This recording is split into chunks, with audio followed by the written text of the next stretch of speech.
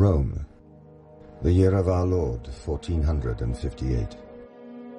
733 years after the Moors invaded Spain. 271 years since the Muslims recaptured Jerusalem. And 5 years after the fall of Constantinople to the Turk.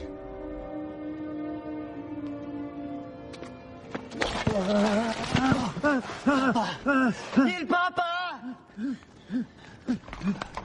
Salvami! Salvami! Dio, salvami!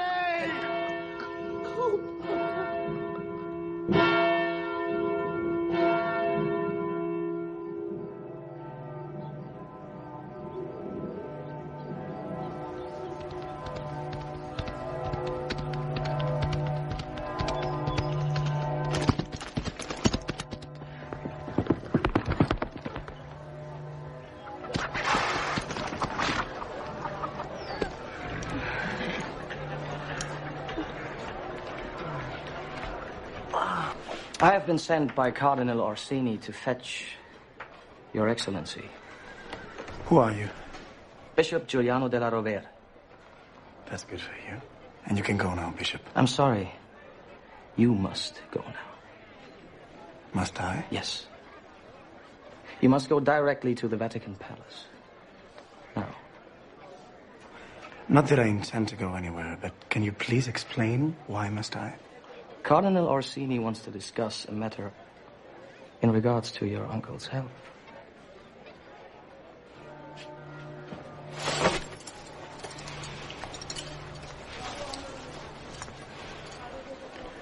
You'll stand by me, won't you? If what? If my world changes. And not for the better. You speak as if I'm obligated to you. I am obligated to you. I'm not your wife. Yes, you are. In effect. You're a cardinal of the Holy Catholic Church, and cardinals are not permitted to marry. Martha, don't play with me. You have to stay by my side. I need you. I need to know that you're there for me.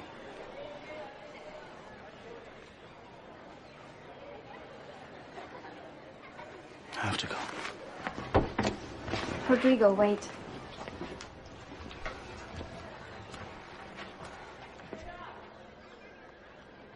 If they kill you, I will light a candle in San Giacomo degli Spagnoli and pray for your soul. And if you flee to Spain, I will write letters and sign them your devoted Vanozza. And if you stay in Rome, I will wait for you here in my bed. Our bed. Farewell. I will.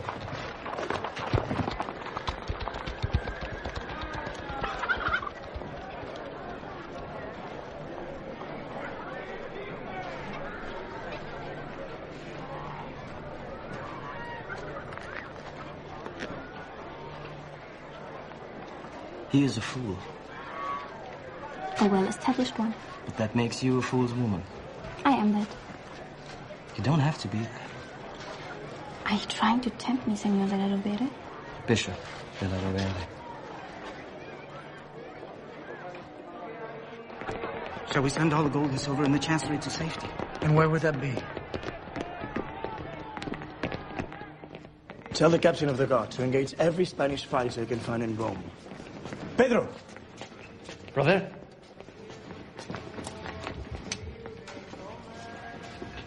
Is Don Alonso dead? No. Not yet. I want 10,000 golden ducats put in traveling chests. Now.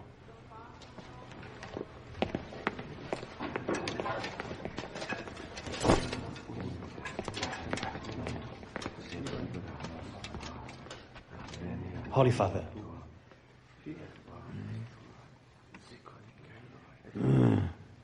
Pedro Luis.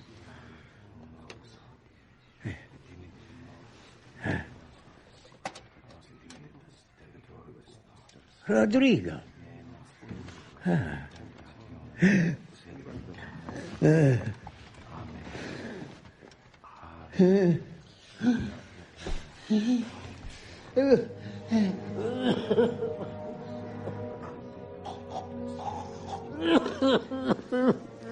They must retake the city.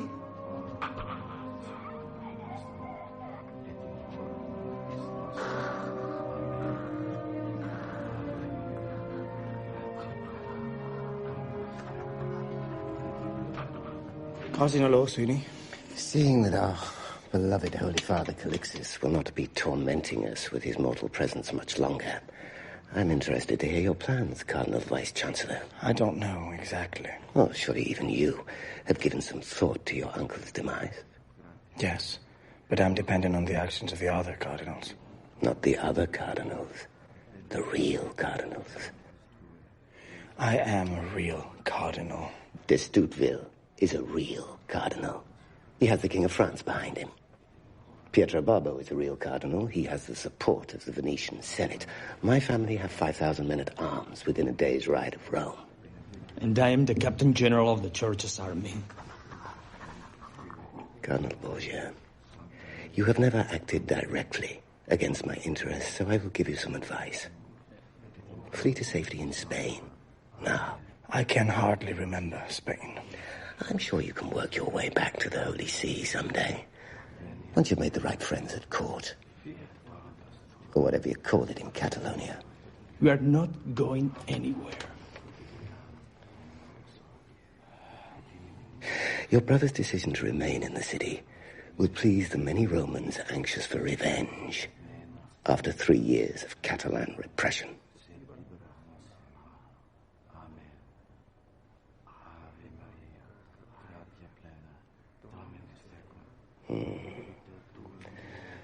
Adios, Capitan General.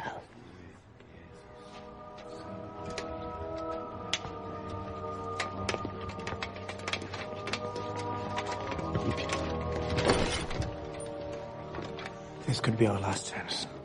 Do we try to stay in Rome or go right now? We are staying. I think too much hate has built up against all things Spanish, Pedro.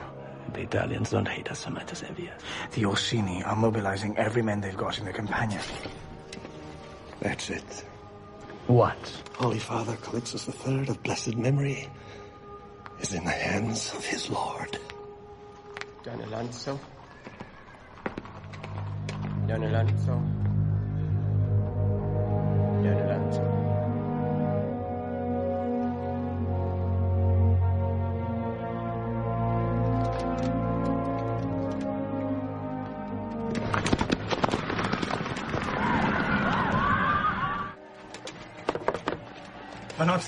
Vanozza, I'm leaving. Vanozza, Rome has become too dangerous for me and I'm on my way to Spain.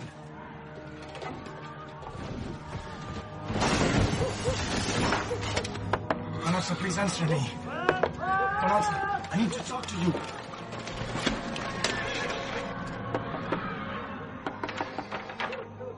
We have to go now.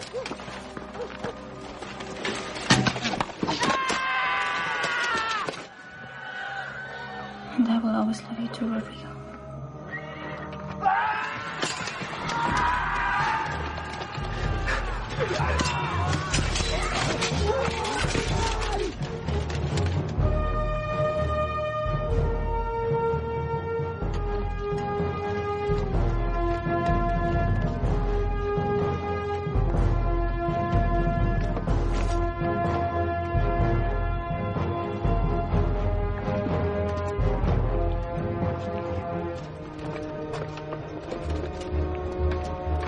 What was that about?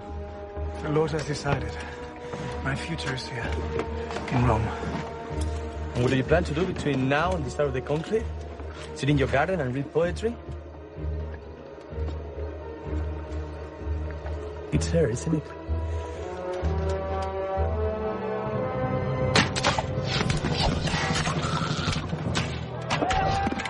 Rodrigo, to the boat!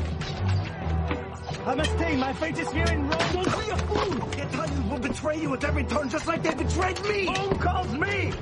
Well, brother, Spain calls me. Farewell. Farewell, brother. Farewell.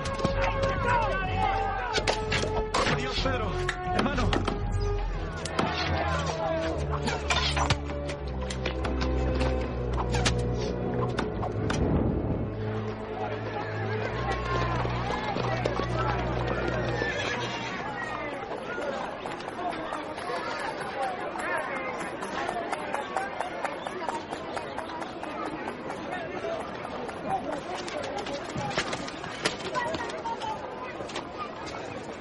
Your Lordship. Have you found him? Yes, Your Excellency. He escaped Rome, but is in Ostia, awaiting ship for Spain, suffering from a fever.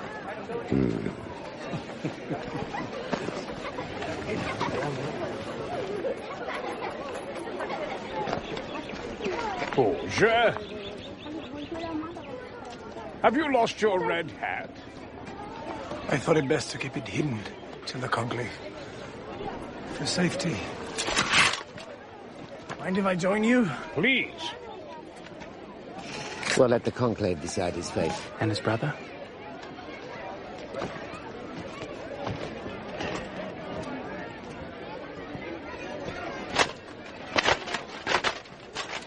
I expect Pedro Luis to succumb to his malady in Ostia, but be discreet. We don't know who the next pope will be.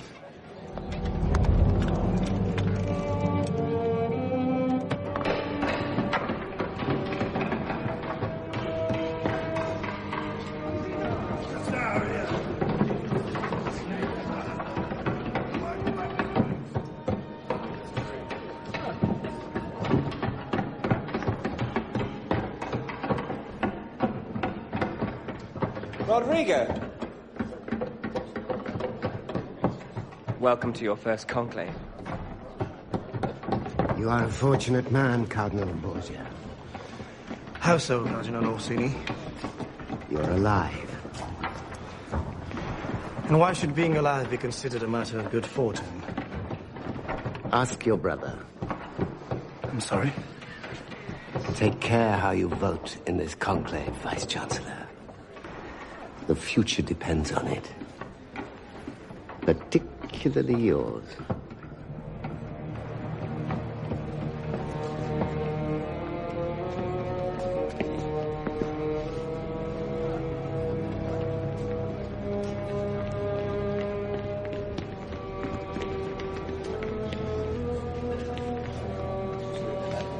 Vice-Chancellor Borgia, may I have a private word with you? Of course. Your uncle, Calixtus of blessed memory, chose in a typical display of his wisdom to make you, his nephew, Cardinal Vice-Chancellor of the Roman Catholic Church throughout the world. That makes you the highest-ranking cardinal in this conclave of the Sacred College, and therefore, technically speaking, it is your responsibility to take charge of these proceedings. Go on. I have nothing more to add. The lords of the church gathered here to select God's high priest of the Christian faithful await your instruction.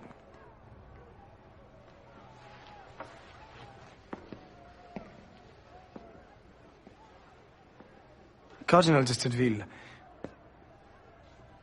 I accept that I lack experience in certain ecclesiastical matters, such as the direction of a conclave attended by so many cardinals superior to me in every way except official rank. Therefore, and even though I hold the office of Cardinal Vice-Chancellor, I request that you, the senior cardinal in terms of years of service, direct the proceedings of this conclave in a manner consistent with its rules and traditions. No.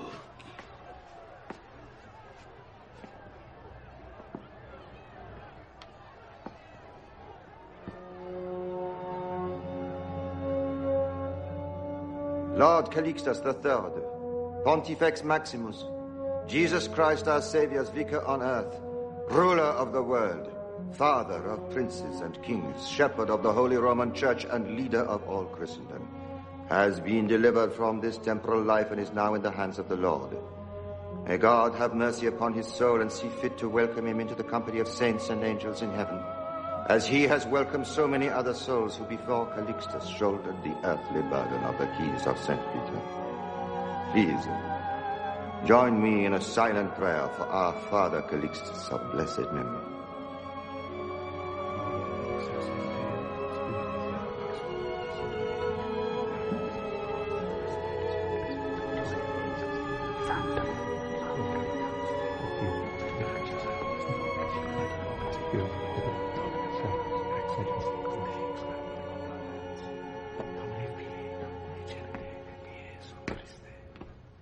There are 5 ways a new pope may be chosen.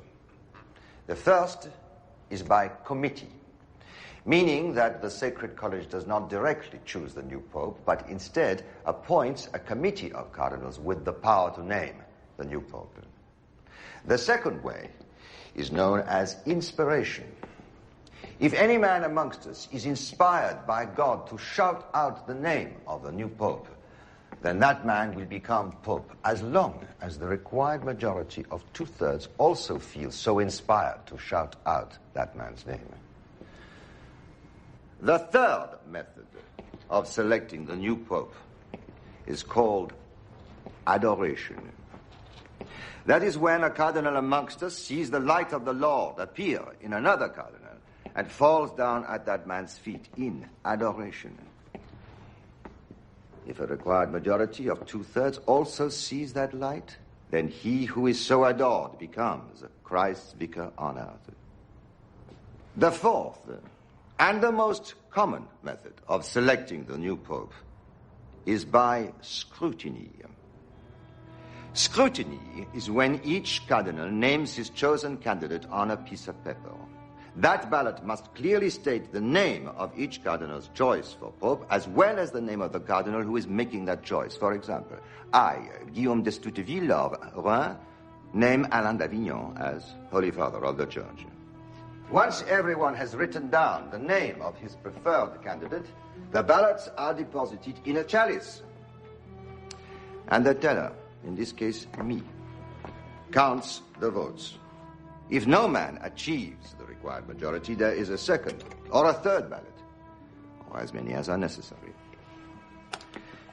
The fifth and the last method of electing the new father of the church is by accession. Accession takes place when the voting continuously fails to reach the required majority, and the deadlock is broken by a cardinal or cardinals proclaiming out loud that they accede to a cardinal other than the one they voted for, which normally means switching their support to the cardinal with the most votes. If enough additional cardinals also accede to a cardinal to allow him to reach the required majority, then that man will become pope. I have not seen it happen before, and nor do I expect that this time we will make our selection either by a committee, by inspiration, or by adoration. I suggest that we proceed forthwith to make our choice by scrutiny, and I recommend that we hold the first and hopefully the only ballot 1 hour after midday repast, and I pray that we all accept Jesus Christ our Lord's guidance in our selection of his vicar on earth.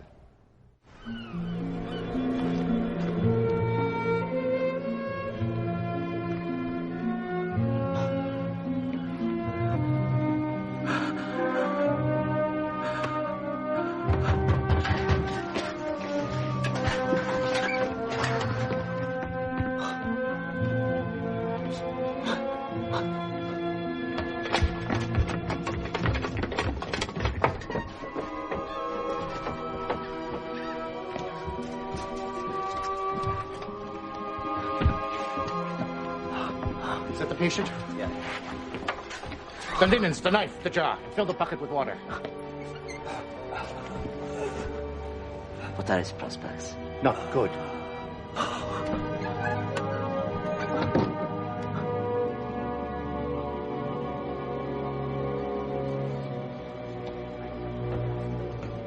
Holy Mary, Mother of God, I pray that my brother Pedro has returned safely to Spain. I pray that you bless my beloved Vanozza and help her understand that I am and will always be her one and only true love. I pray that you guide me in this conclave by helping me elect the candidate who will keep you alive.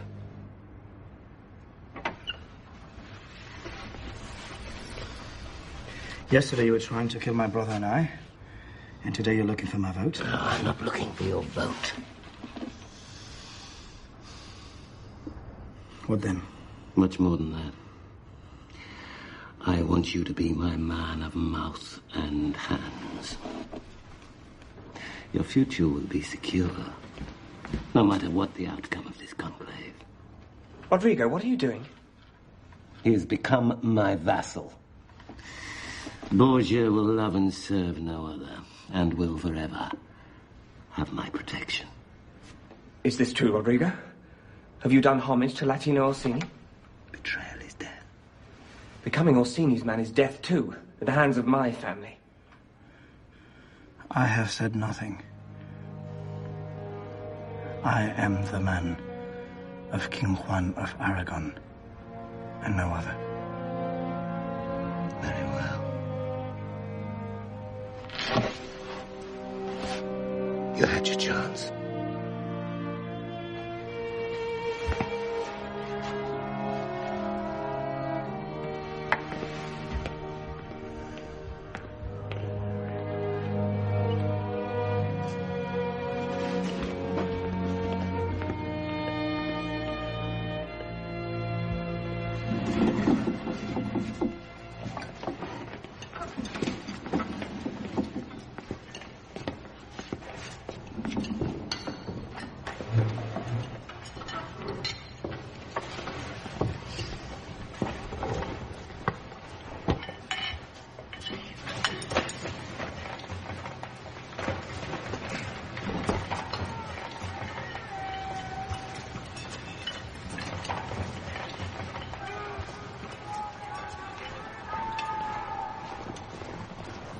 Listen, I believe we can hear men at arms.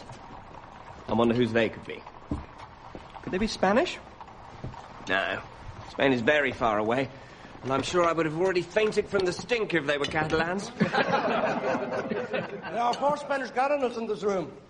How can you hope for their support if you slander them so? I do not hope for their support. I know I will not be made Pope. So I can talk as I want, which is why I am the only one talking. We will never again make the mistake of electing a Spanish Pope. And I know the next Holy Father will not be me. But let's be realistic. The tiara will only be won with either the support of the Orsini faction or by the backing of my family. There is no other possibility. Unless he's a Greek. I'm sad to say that this college is unlikely to elect a Greek, even one long converted to the Latin Rite. And you will never elect a Russian. So, who will it be? Let us begin the dialogue. The next Pope will be French. Do you propose that we make you Pope, a la Avignon? Of course not. And we will also not vote for a Spaniard. The Orsini here expect us to elect one of their party. The Colonna equally believe that their house will deliver the next Holy Father. The losing family will go to war if we choose a partisan of the other, possibly destroying the church. These 2 noble Italian families, although of importance here in the patrimony of St. Peter, they pale in the shadow of the greatest power in the world, a power that commands respect and fear. To secure its future, the Holy See must ally itself with France by electing Cardinal Guillaume d'Estoute Villefranc, the next Pontifex Maximus.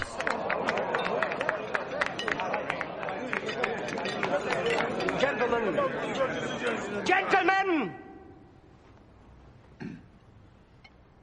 Cardinal d'Estouteville, what say you?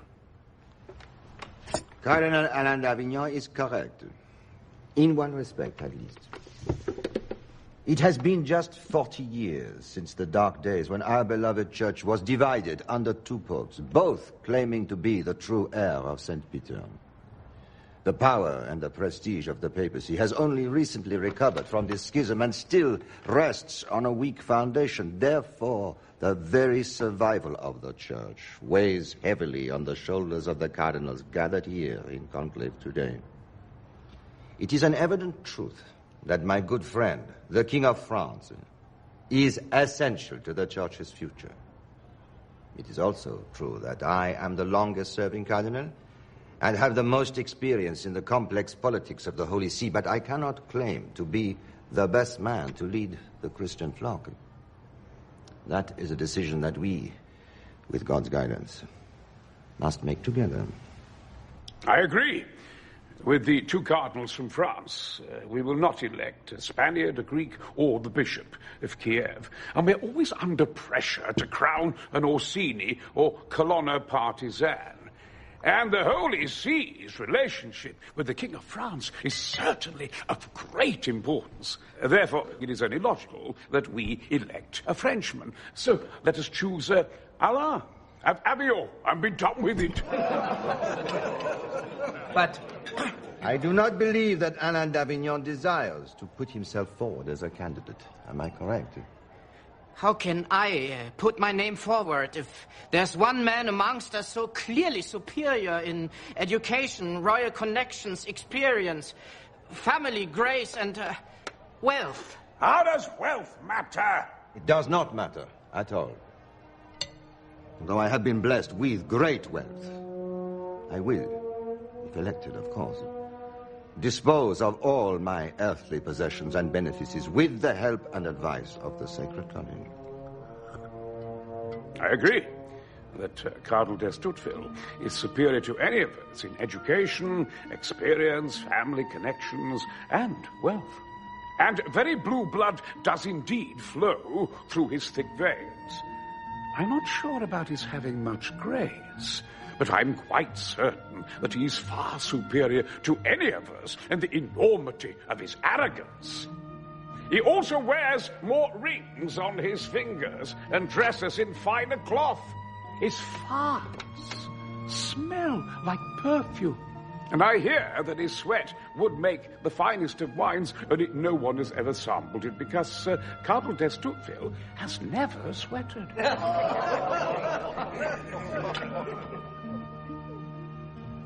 I can assume from your tone, Cardinal Piccolomini, that you do not support my candidacy. Which faction, then, do you suggest? Colonna or Orsini? Neither. I suggest we choose a man who believes in God. Someone who will do Jesus Christ, our Saviour's work, and not the King of France's work, or the Kings of Spain. I suggest that we choose Silvius Aeneas Piccolomini of Siena to be the Holy Father of the Roman Catholic Church.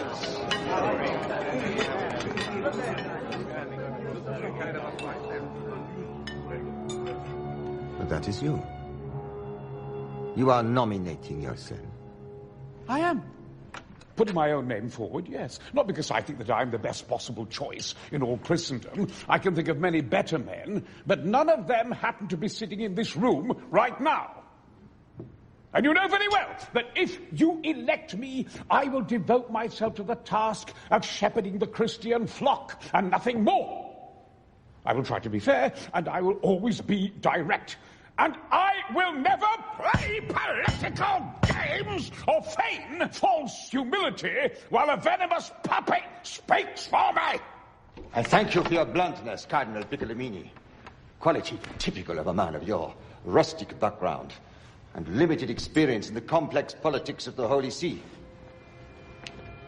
But a humble origin and an uncontrolled tongue, the right credentials to be made the Holy Father of kings and princes. That we will decide in 1 hour.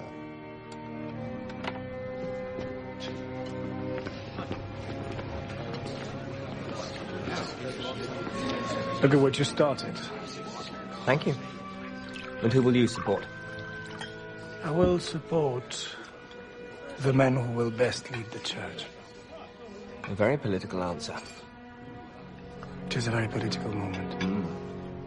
I will support the man who will pay me the most. You don't mean that? Of course not. I'm just having a little fun. Come, my friend. Let's see if we can find ourselves a generous share of the grace needed to guide us in our choice.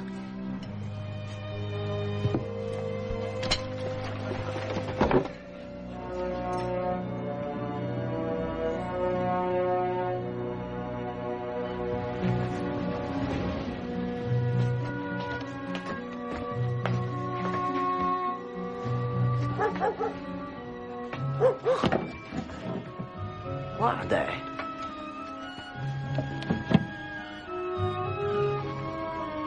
I don't know.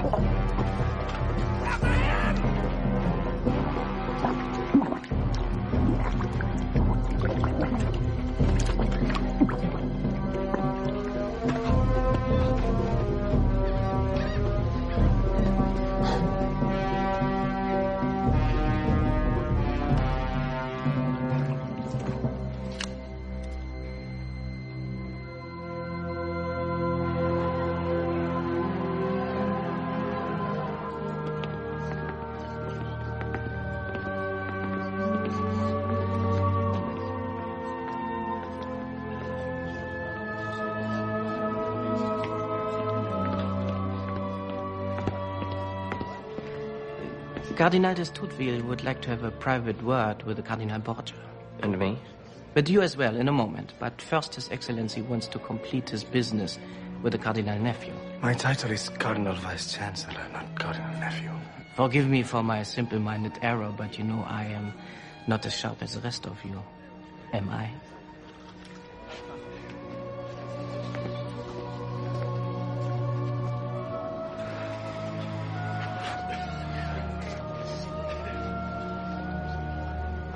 Shall I kiss your ring or your foot? After the scrutiny, you will kiss my foot, my knee, and my hand, as will the others. Borgia, I will be direct. If Piccolomini is made pope, you will lose your cardinal's hat, at best. How can you say that? Because he knows exactly what kind of man you are. What kind of man am I? An ambitious one. But this morning you gave some indication, the first I have seen, that you may be gifted with some practical sense. And I am thinking that you can be of use to me in the great task that lies ahead. So I shall say this to you once. If you vote for me at the scrutiny, I will allow you to remain Vice-Chancellor of the Church until such time as you betray my trust. And you should know that attending to his family's financial health, within reason, will not put my Cardinal Vice-Chancellor in any disfavor. I am very happy you express such confidence in me. But how can I know for sure that once you're made Pope, you will not change your mind and award the Vice-Chancellorship to another? Do not insult me, Borgia. I'm not a pig farmer from Siena. I'm a man of my word. And I intentionally held back my decision as to whom I would make a Vice-Chancellor as a bargaining instrument. You speak as if the Vice-Chancellorship was the payment for my vote.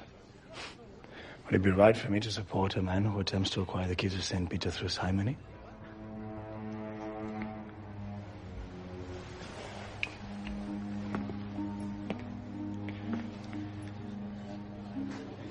Borgia, I'm going to assume that you are one who understands, as opposed to one of the multitude, and expose myself by revealing my true thinking.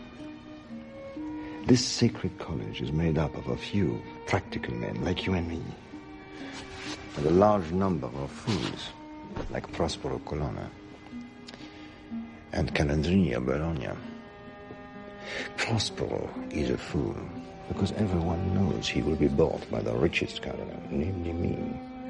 But when I buy him, it will be with the knowledge that his loyalty will always be to the man with the fattest purse.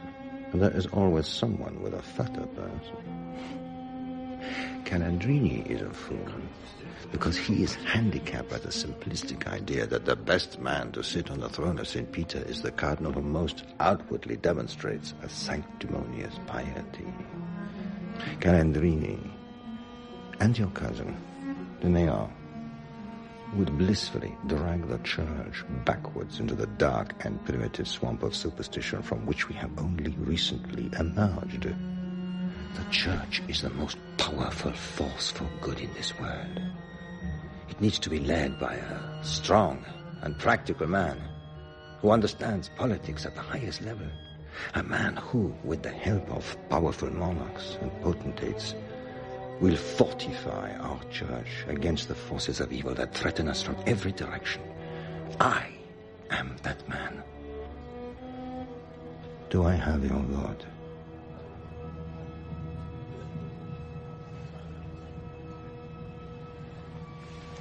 And you understand that I cannot, of course, allow someone who does not fully support me to keep the office of Vice-Chancellor. So do I have your vote? Yes or no?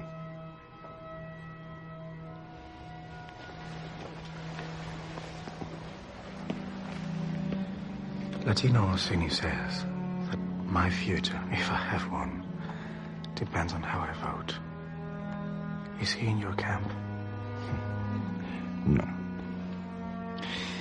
The Orsini have been seeking their revenge since the day my uncle broke tradition by naming Pedro Captain General instead of one of them. Any Orsini who dares to even think of murdering one of my cardinals will quickly find his castle besieged by a French army. A prospect we both know grips the never very brave Italian heart with mortal fear. You have my vote.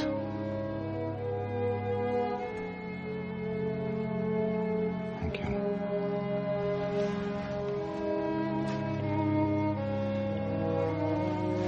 Borgia, I know you have no love for me, and likely never will.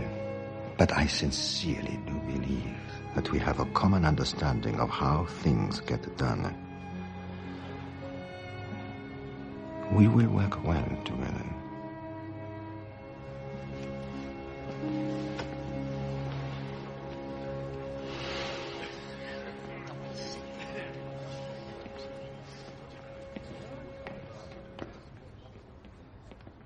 How much did you get?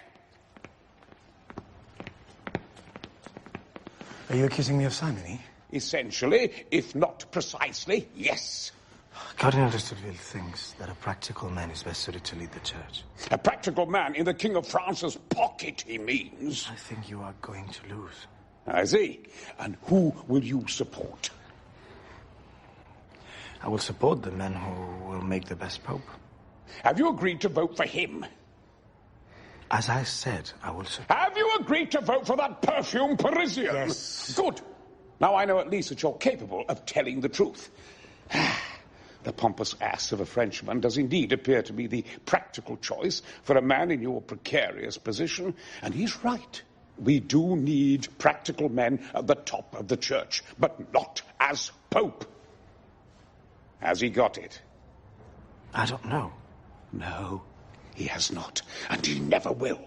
Because I know there are at least 8 men in this room who, like me, really do fear their God.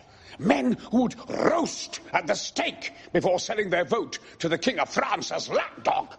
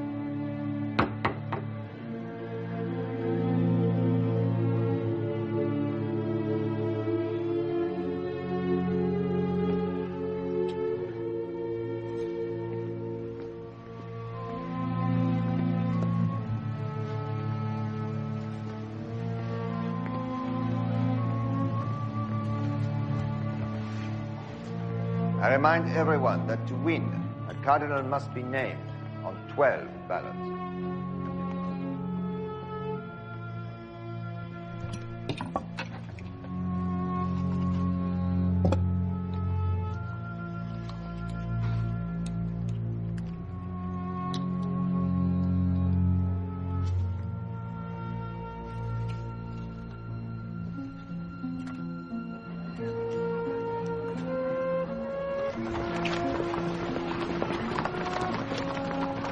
I must relay a message of utmost importance to Cardinal Borgia.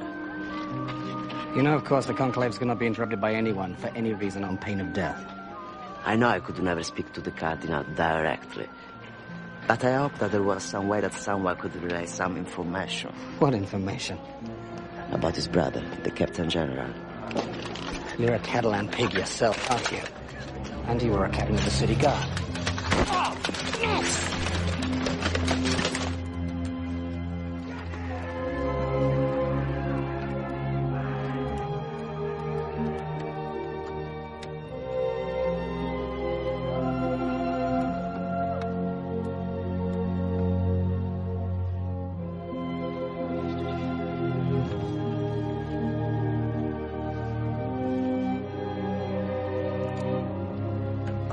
The result is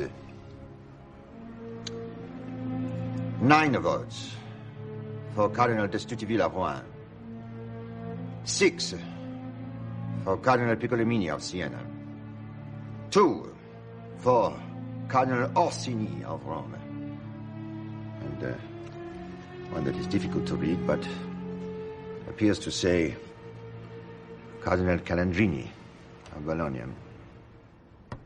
I am lame with the gout, so I shouldn't be too harsh on the Frenchman, but he's getting so frail, his eyesight is failing.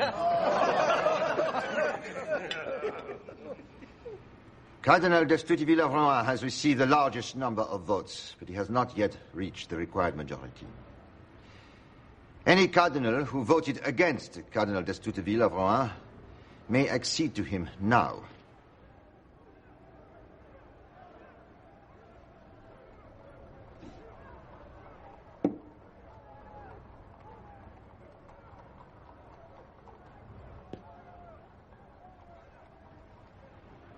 We have not yet reached the required majority. I suggest that we seek God's guidance and that we hold a second ballot 1 hour after our evening meal.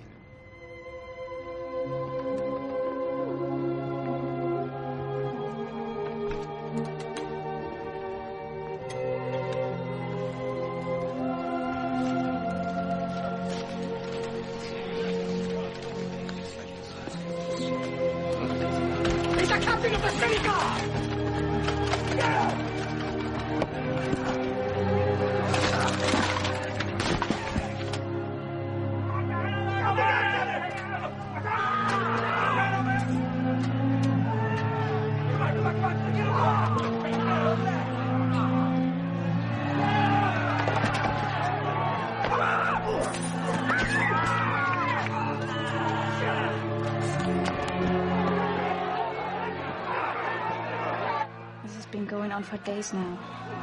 Someone should put a stop to it. It will continue to go on like this until a new pope is elected. And then it will end. Or get worse.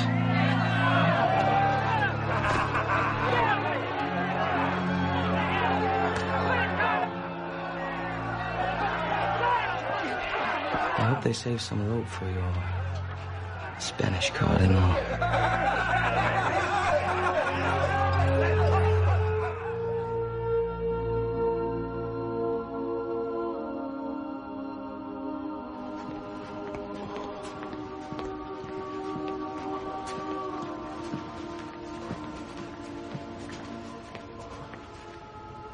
So we 6 voted for Cardinal d'Estouteville, plus Louis, plus one. What have we here?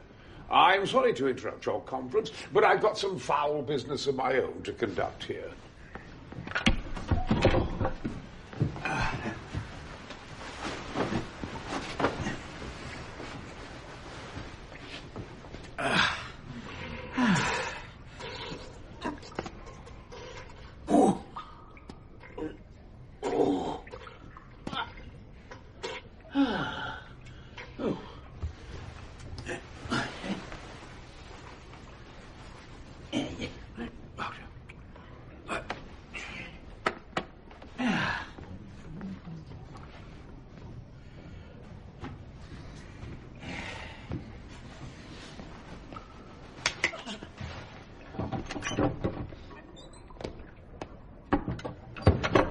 So again, it's us 6 plus Louis plus one of the 2 other Spanish cardinals. And the Greek, but not the Bishop of Kiev. They are splitting their vote as a stratagem until someone comes forward with a convincing plan to retake the city of Constantinopla. Do that and we've got 10. Another 2 and you've got the tiara. Piccolomini seems to have made good on some old friendships. And surprisingly, for a man who entered the church so late in life, he has successfully pulled most of the old-fashioned cardinals onto his team, including your countryman, Juan de Mea. Bring him in. What about Cardinal Orsini? Martino Orsini is biding his time before delivering himself to Piccolomini. And the saintly cardinal from Siena is going to pay very dearly for his vote. But you can deliver me your countryman. How? You are not a cardinal nephew anymore. Your uncle can no longer open doors for you. You have to open them for yourself. Use your wits. Use your brain. Prove yourself. I will try. You will not try. You will succeed. That adds up to 11. Pietro Barbo voted for Piccolomini, and he is about as much a man of God as my chamber pot. He is a merchant cardinal, a spider, waiting for the next piece of succulent prey to fall into his net. He deserves nothing. So what will we give him then? Whatever it takes. I should have held out a little longer. You will enjoy living in my house. It is the finest palace in Rome. Other than the Vatican. And Barbo makes 12. Gentlemen, let us get to work.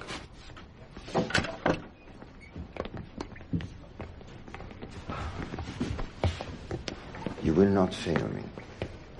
I will have all 4 Spanish votes. Oh? The wind will start to blow in an unfavorable direction for you.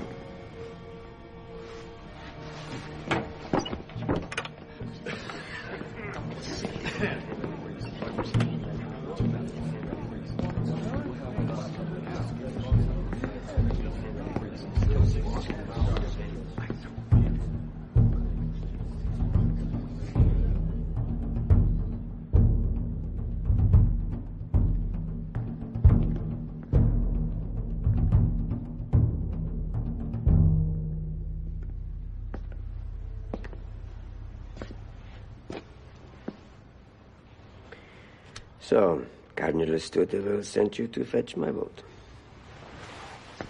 May I walk with you? Yeah. He suspects that you're backing Cardinal Piccolomini, but would like to know if he has any chance of your support. Cardinal Piccolomini is vain, short-tempered, rough-mannered, and impetuous, but he's intelligent, well-read, and a man of God. And what about Cardinal d'Estouteville? Cardinal d'Estouteville is a very capable man. Dear cousin, I consider a vote for Cardinal Piccolomini to be a vote for the Orsini clan, who hate all things Spanish. Silvius Aeneas Piccolomini of Siena is not an enemy of Spain. But I see in this conclave the perfect opportunity to end the dispute between France and Spain over the crown of Naples. And you think making Cardinal Estutiville Pope will improve Spain's position in Naples? Yes, as long as we can get him to commit to something now. Our making the right choice today can prevent a war between France and Spain. A war that can lead to untold misery. A war that must weigh heavily on our consciences when we cast our ballots. This sacred college is a symbol to express God's will in choosing Christ's vicar on earth. Our actions here will weigh heavily on our day of judgment. But what type of specific promise could we get from the Frenchman? I can ask him to guarantee in writing that the right to the crown of Naples remains in the Spanish royal line. Rodrigo Borgia, you will die either a notorious criminal or seated on the throne of St. Peter. Perhaps they wanted the same thing. They are not.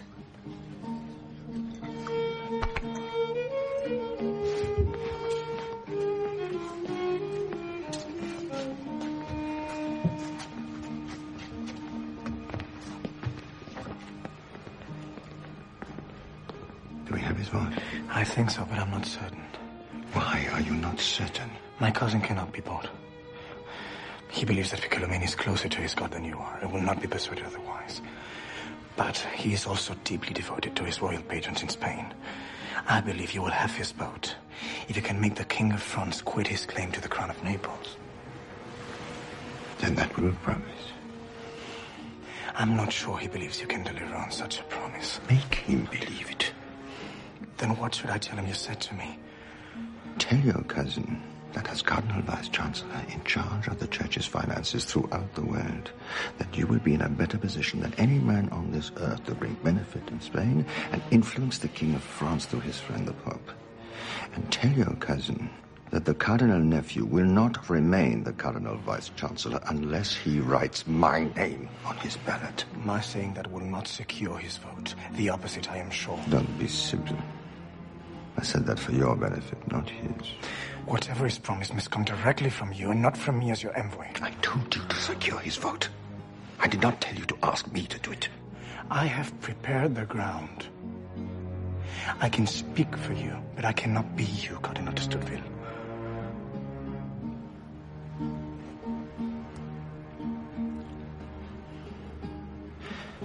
Do not say a word unless I look directly at you.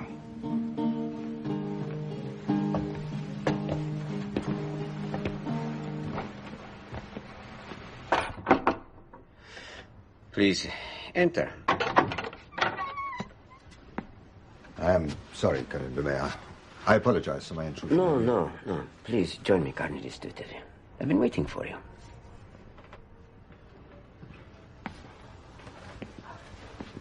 Cardinal de Mayor, I will be direct with you. France and Spain may dispute the throne of Naples, but it is a fief of the Holy See, and therefore its king rules at the Pope's pleasure. We are both the sons of ancient and noble families, and I give you my solemn oath as a nobleman that I can and will stay the King of France's claim to the Kingdom of Naples for my lifetime. And this I shall do, not for the friendship of Spanish cardinals, but because, as Pope, it is my duty to prevent the bloodshed of Christian by Christian.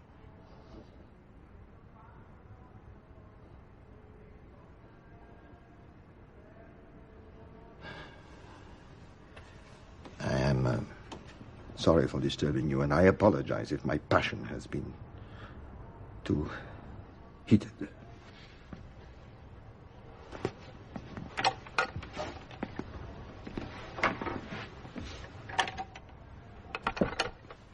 He talks as if he's already Pope.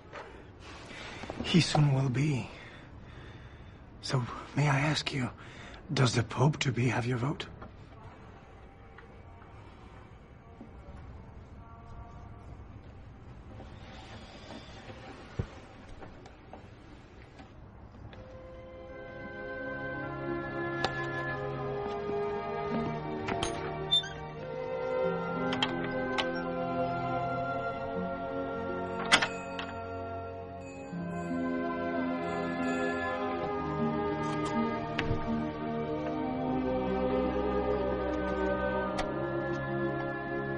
Orsini's finally declared himself for Piccolomini, but Calandrini has agreed to vote for Destouteville.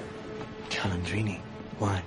Well, he may be a pious man, but like any true Bolognese, he'd rather drink water from Bologna than wine from Siena. He's a huge catch. Destouteville has it, then. We made the right choice.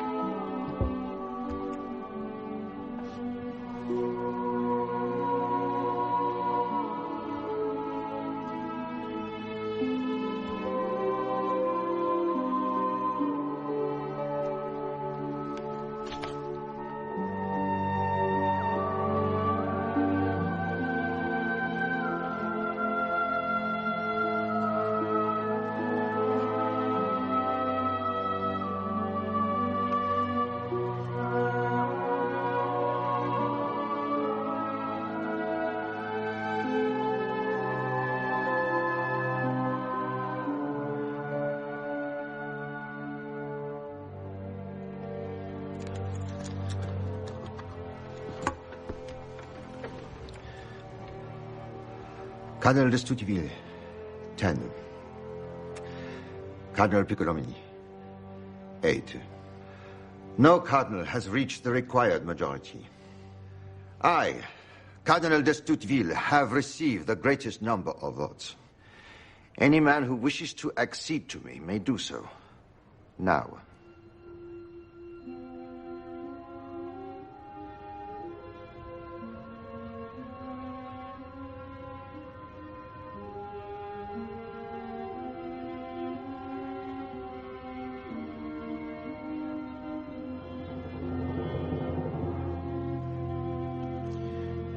We will hold our next ballot tomorrow morning, immediately after Mass. Any objections?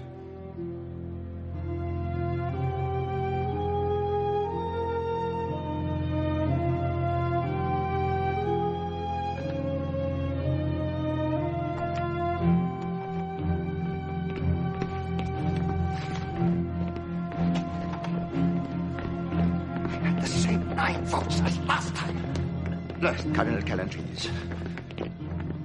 But that merchant, Cardinal Pietro Barlo, and the Russian, did not vote as promised. The beheaded cannot be trusted. Nor did your cousin, the mayor. My cousin did not promise to vote for you, just to consider it. I gave you the job of bringing him in, and you failed me. Maybe the mayor made a previous arrangement to vote for Piccolomini in this round, and we'll pick him up in the next.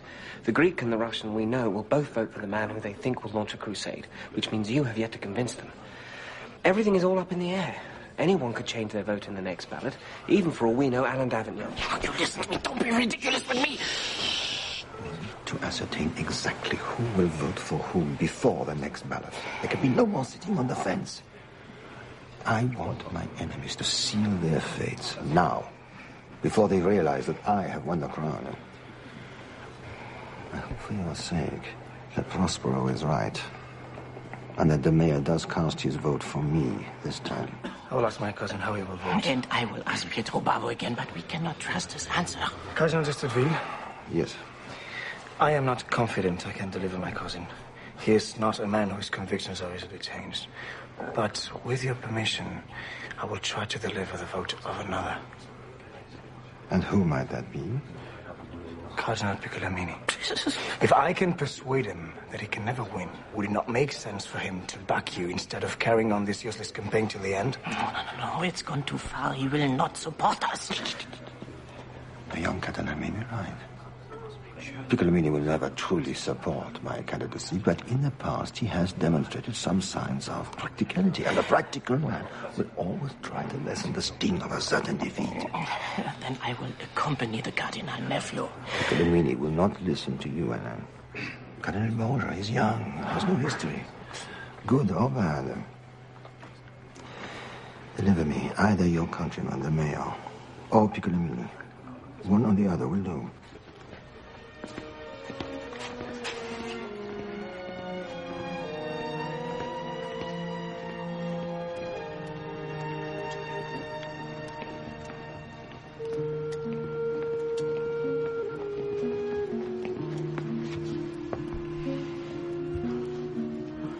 I will not vote for the Frenchman. You are not considering the needs of Spain. I'm not voting on behalf of Spain. I'm voting on behalf of God. If Cardinal d'Estouteville was the greatest enemy of Spain, but loved and feared his God, I would vote for him. What about fealty to your king? Does your oath mean nothing? My king swears an oath of fealty to the same God as I do each and every day. Tell me honestly, am I wasting my time with you? Yes. You are a clever and ambitious young man. You'll have an interesting future. But you will not change my vote. Cardinal de Maya, can I ask you one favor? What? Keep your intentions secret. Tell them that you will vote according to your conscience, and that only God and you are to know the name you place in the ballot. They will easily deduce how I am going to vote. Of course. But suspecting how you're going to vote is quite different from knowing. I would like you to keep them uncertain until you place your ballot. Will you do that? For me?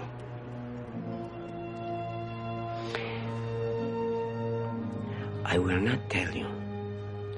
How I place my vote is a matter between myself and my God. Thank you. You're a good man. In the future, I will try to follow in your footsteps.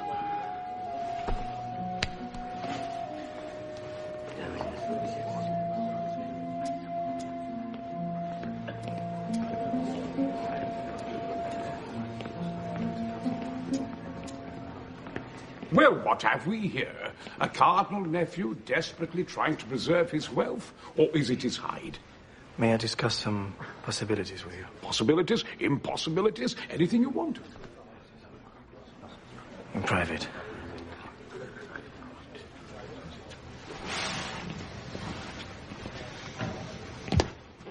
I hope you'll not be offended if I remain seated. Not at all. Good. Come and sit down. Many years ago, when I was on a diplomatic mission to the King of Scotland, my ship was overcome by a terrible tempest. I prayed to the Virgin and promised her that if I ever made land again, I would walk barefoot directly to our nearest shrine and pay alms. And Our Lady saw to it that the ship was saved. But unfortunately for me, the nearest shrine was many miles away, through the snow. I managed to get there barefoot, but my feet developed gout, and they have never regained their full use. Cardinal Piccolomini, I want you to know that I'm not here on behalf of Cardinal de Studeville. I am here on behalf of myself. I am listening. What's to be gained by your continued opposition to Cardinal de Studeville's candidacy if he's going to win in the end anyway? You will just succeed in making the new ruler of the church your enemy. But if you come to terms with him now... What terms? I don't know. Should that not come from you? I could relay your conditions to Cardinal de Studeville if you request. That's very helpful of you. Could you ask him if he'll promise me your job, the vice-chancellorship? I could ask him for that. You could ask him for it, but he can't give it to me. That is because he's already pledged it to another. And I don't mean you. That stung, didn't it? Whatever Cardinal Guillaume de Studeville is, he is not stupid. He will not entrust the treasury of the Roman Catholic Church throughout the world to a 27-year-old Spaniard of little reputation. No. The vice-chancellorship will go to his loyal poodle, Alain of Avignon. Pointing out the obvious to the young and inexperienced is one of the few pleasures of growing old. You've hitched your team to the wrong wagon, Borgia. I am not doing very well for myself, am I? About as well as could be expected of a cardinal nephew. Or should I call you Cardinal Boy? But we are stuck in deadlock. You cannot win. And Cardinal de Studeville can't lose. Yes, he can. No, he can't. His support is solid. No, it is not. And a conclave always goes somewhere. It cannot last forever. Are there no terms I can propose to him? You could propose that he take confessions in the Abbey of San Cristoforo in the Bremner Pass, and I take the job of Pope. And tell him San Cristoforo is a grim and miserable tower on top of a very high mountain, and that many a monk there has been known to freeze to death. I could have snapped my fingers any time in the last 15 years and had that worm put to a miserable death in the Castello. So, let us review. Who do we have? 10 for sure, not including the mayor. You may still have his vote. He will not say. That is correct. I asked him. He told me he would vote according to his conscience, and that the man's name is a matter just between himself and his God. Keep working on him. And Barbo. Cardinal Calandrini, what of Barbo? He says his intentions are favorable to you. They better be. I just signed a note on behalf of the King of France promising him 200,000 golden ducats. What a simony. It's the only language he understands. And in technical, proper canon law sense, it was not simony. I agreed to help him with a debt owed to him for diplomatic services he rendered some time ago. The Venetian spice trader is what he is. I cannot change his character. But I can put a better man in his place when I am made Pope. My reign will mark the end of merchant cardinals, the likes of Pietro Barbo. The Greek and the Slav cardinals hold the keys to St. Peter. Come, let us bring them over to our side.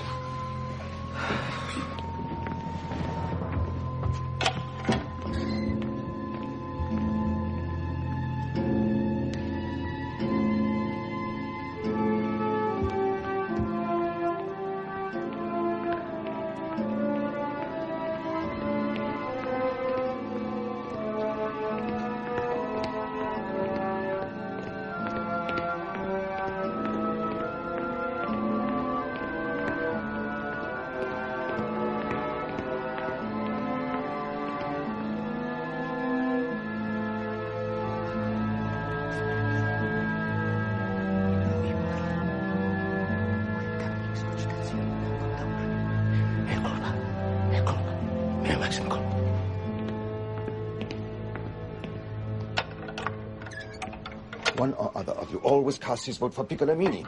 Why? You would make a good father of the church, Guillaume. As would Cardinal Piccolomini. It is a difficult choice. It is not a difficult choice. Piccolomini is nothing more than an ill-bribed churl who has read a few thick books. Look at that ridiculous name his parents gave him. Silvius Aeneas Piccolomini, as if naming him thus would make their little piglet son a modern Virgil. The man is lame in both legs and handicapped between the ears.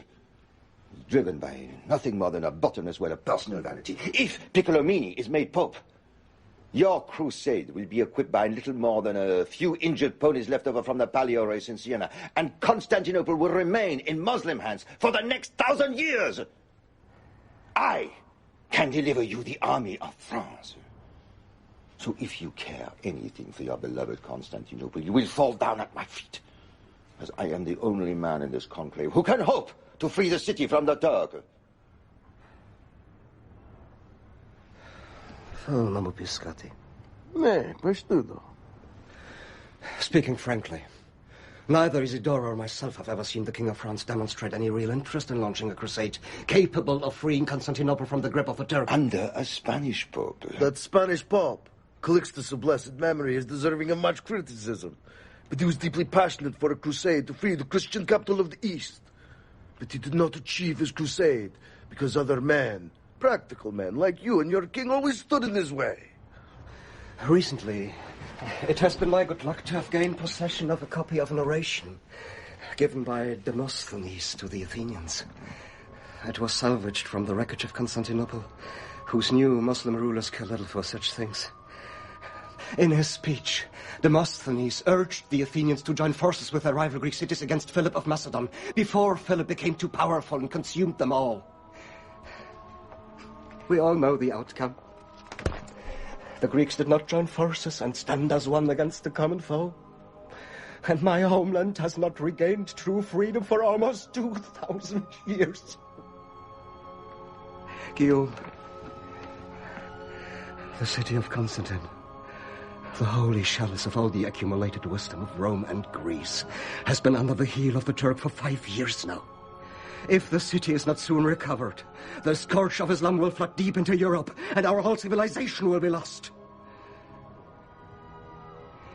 The retaking of the city is not an issue of concern in this conclave. It is the only issue that matters for the future of the Christian world. Let the cardinals of the Sacred College bear witness, as I swear before God, that I will dedicate my life to uniting Western Christianity in a holy crusade to free Constantinople from the Turk. And further, I can tell you that once the city is retaken, the King Charles Aino will not lay down his sword until Jerusalem is back in Christian hands.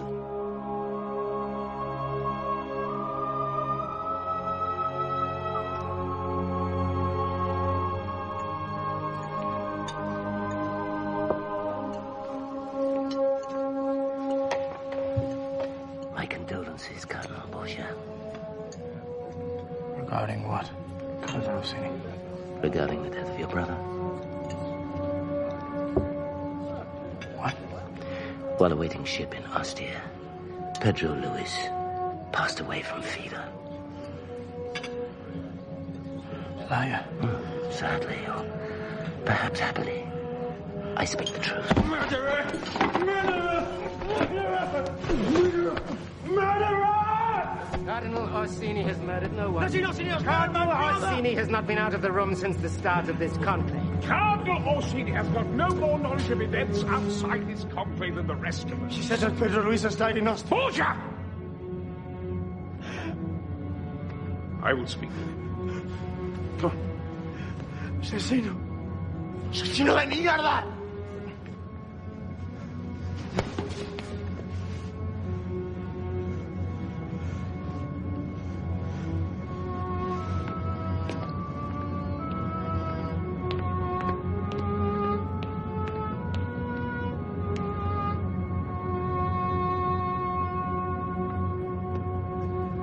Why are we dragging this out? We all know Cardinal d'Estouteville is going to win in the end, so let's get it over with. And if he's not going to win, let's get it over with anyway so I can go home and relieve my aching bollocks!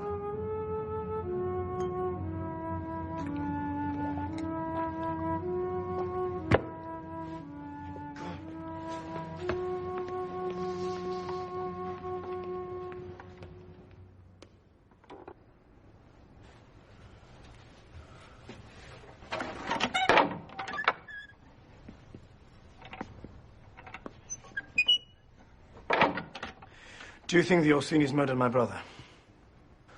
I would not put it past them. May I speak my mind freely, Cardinal d'Estouteville? Cardinal Piccolomini says that you've promised the Vice-Chancellorship to Alain d'Avignon. I have promised it only to you. But how do I know that you will not take it away from me after a short while, allowing you to technically keep your word, and at the same time put the Vice-Chancellorship into more trusted hands? Are you implying that you are not trustworthy?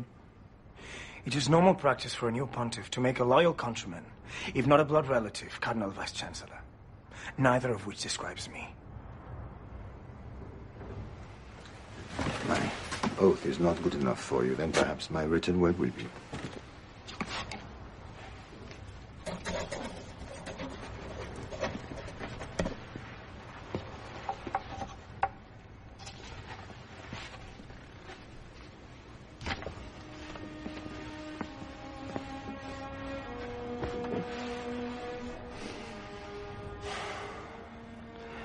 Cardinal Borgia, be aware that if you decide to betray me at the last moment, and I am still elected Pope, you will lose my protection against the Orsinis. I'm sure that you are capable of imagining what will happen to you very quickly after that.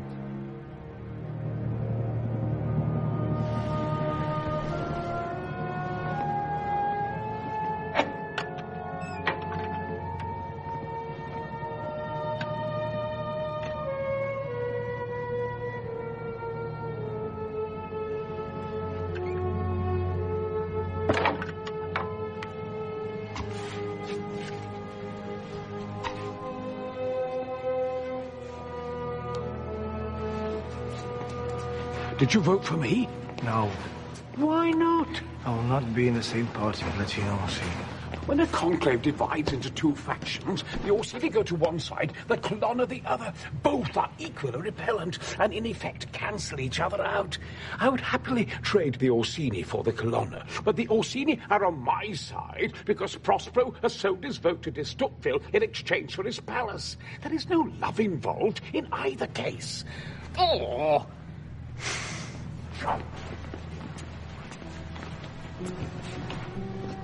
Pietro Barbo and both Passarian and Isidore vote for d'Estouteville, but your cousin de Mayer does not. He'll still only have 11. It'll take another round to get his 2/3 majority. If he gets 11 votes, I'm sure the prevailing wind will quickly blow the 12th cardinal his way.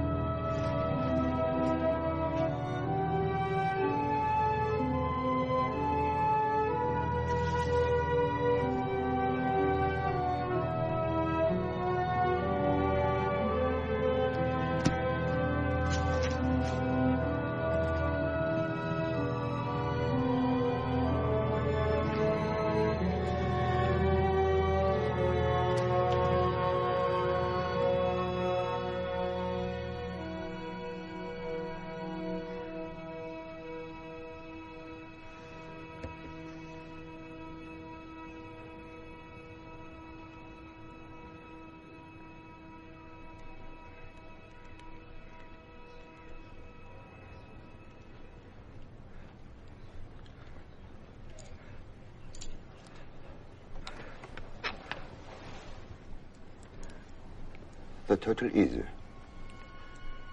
Cardinal d'Estouteville, 10. Cardinal Piccolomini, 8. If any man who voted against the cardinal with the most votes wishes to accede to him... I've never thought much of you, d'Estouteville, but I never suspected you were a cheat. Let me see. 9.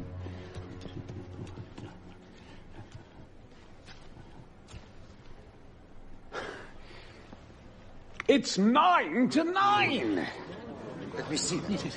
It has my name on it, as any man can read who can see well enough to walk through the door of that chapel, which is exactly what you should do right now. I resent your tone, Cardinal Piccolomini. My eyesight is weak, that is well known. I have erred, and I apologize to you for any damage that my error might have caused. I am not damaged. You have been caught cheating, and you are the one that is damaged. Tell me, can we make a cheat the Holy Father of the Church? I swear before God that I did not cheat. I cannot see well in this light, and I read the ballot incorrectly. A man will swear anything before a God he does not fear. A God whose wrath has no meaning for him. A God he does not believe in. Cardinal Piccolomini, you can accuse me fairly of many sins. But to accuse a cardinal of the Catholic Church of abandoning a God he has devoted his life to is an insult that lowers this conclave to a new and heretofore unknown level of baseness. It is not my accusation that has brought us to this level of baseness, but your actions. Very well.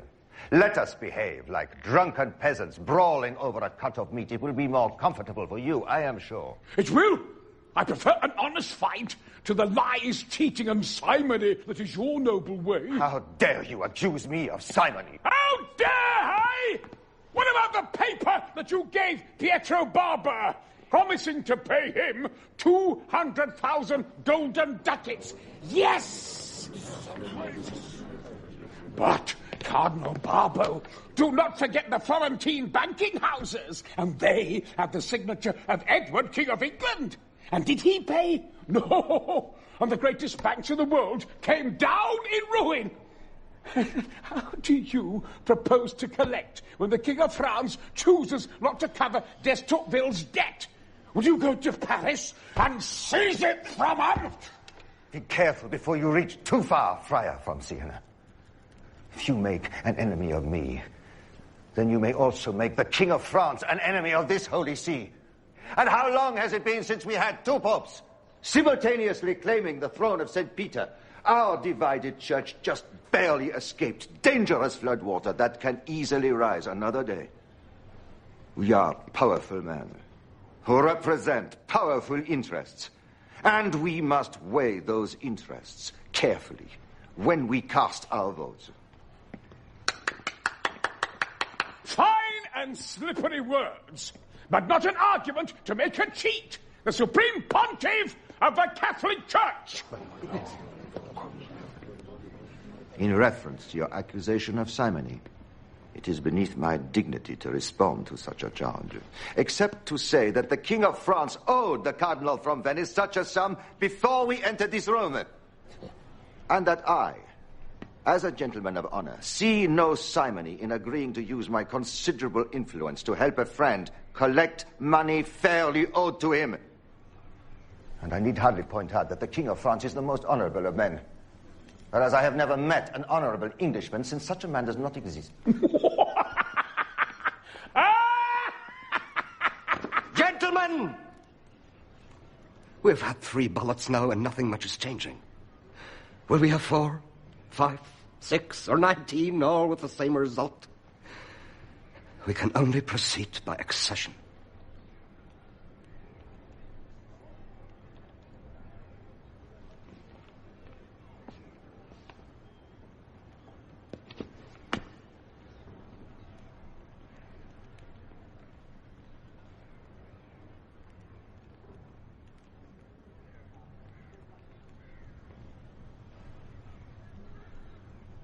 I agree to proceed by accession.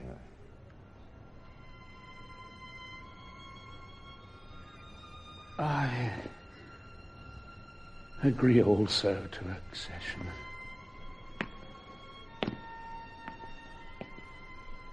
We are in deadlock. 2 cardinals, Destoute Villavoin and Piccolomini of Siena, have both received the same number of votes.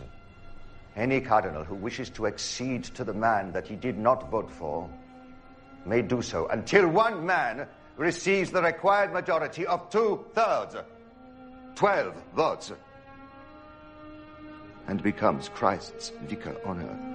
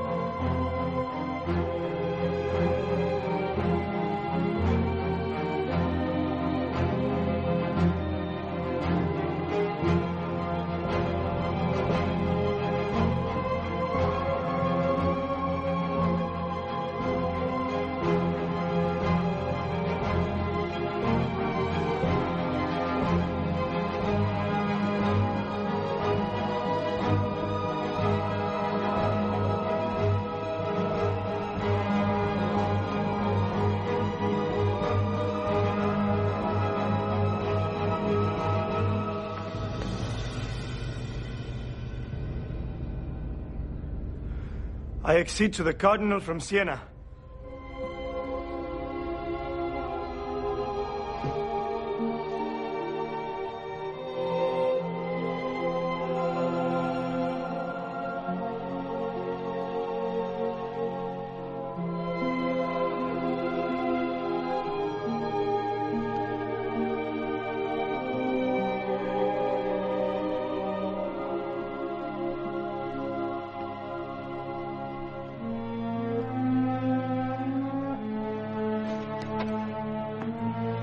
I accede to the Cardinal from Siena.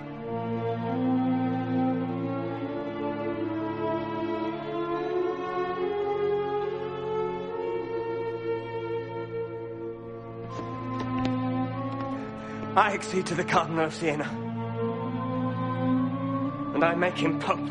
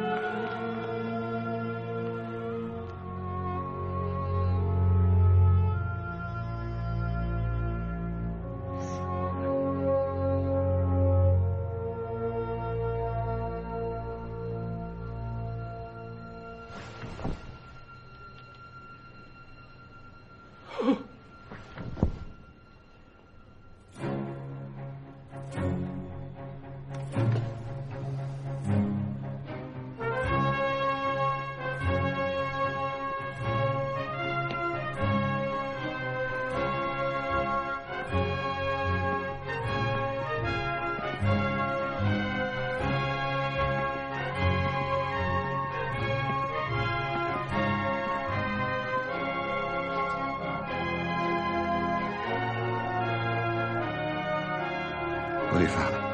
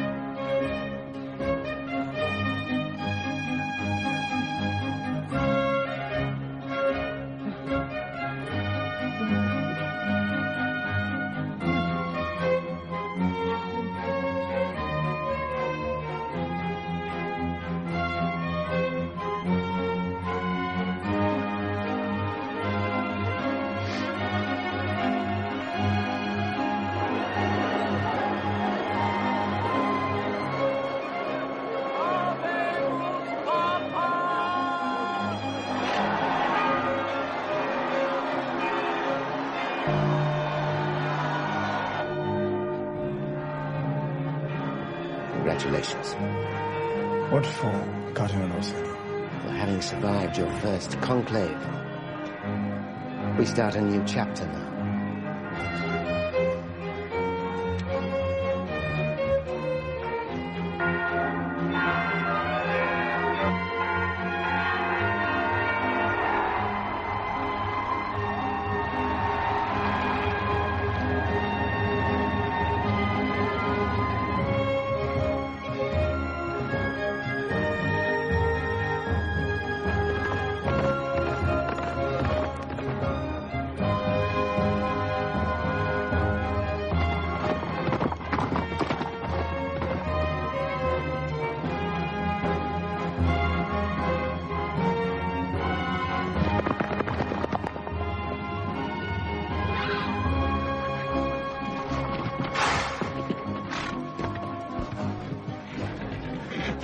It is done. Piccolomini of Sierra is Pope Pius II, and I am his Cardinal Vice-Chancellor.